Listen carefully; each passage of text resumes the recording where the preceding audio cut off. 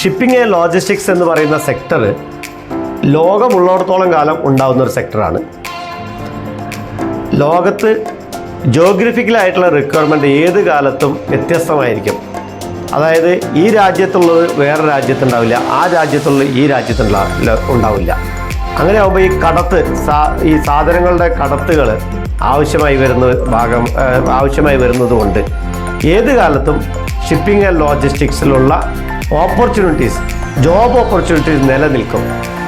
ഇപ്പോൾ നമുക്ക് പറയുകയാണെങ്കിൽ ഇന്ത്യയിൽ തന്നെ ഇന്ത്യയുടെ ഗ്രോത്ത് നോക്കുമ്പോൾ ഇത്രയും പോർട്ടുകൾ വരുന്നത് എന്തുകൊണ്ടാണെന്ന് അറിയാമല്ലോ. അത്രയും കാർഗോ മൂവ്മെൻ്റ് ഉള്ളത് കൊണ്ടാണ്. ആ കാർഗോ മൂവ്മെൻറ്റ് വേണമെങ്കിൽ അല്ലെങ്കിൽ മനുഷ്യന്മാർക്ക് അങ്ങോട്ടും ഇങ്ങോട്ടും പരസ്പരം ട്രാവൽ ചെയ്യണമെങ്കിൽ ഈ ഷിപ്പിംഗ് മേഖല ആവശ്യമാണ്. ഈ ഷിപ്പിംഗ് പഠിച്ച് മനസ്സിലാക്കി നമ്മൾ ഫീൽഡിലേക്ക് വരുമ്പോൾ അതിൻ്റെ ഗുണം ഇരട്ടിയായിരിക്കും.